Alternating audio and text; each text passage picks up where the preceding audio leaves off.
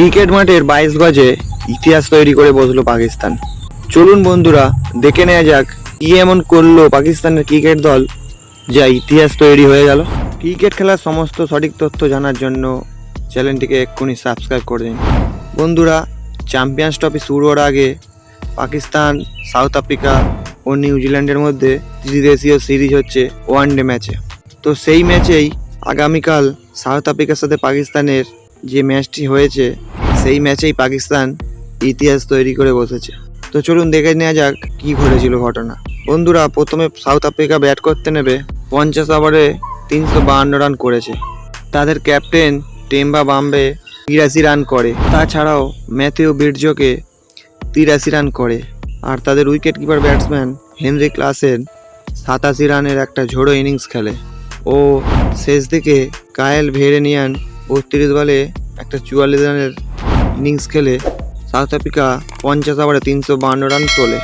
যেভাবে পাকিস্তান ব্যাট করতে নেবে তাদের শুরুটা খুব দুর্দান্ত হয়, কারণ তাদের ওপেনার ব্যাটসম্যান ফকর জামান 28 বলে 41 রানের একটা দুর্দান্ত ইনিংস খেলে।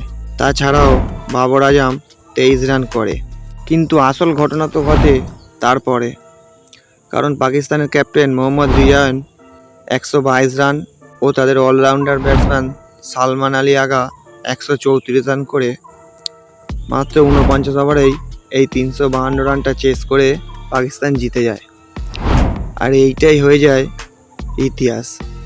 তার কারণ এর আগে কোনো দল 350+ রান চেস করে জিততে পারেনি, যেই কাজটা করে দেখিয়েছে পাকিস্তান।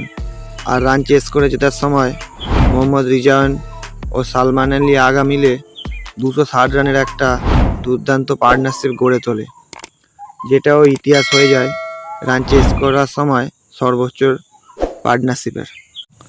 তাহলে বন্ধুরা, আর কিছুদিন পর থেকেই পাকিস্তানে হতে চলেছে চ্যাম্পিয়ন্স ট্রফি।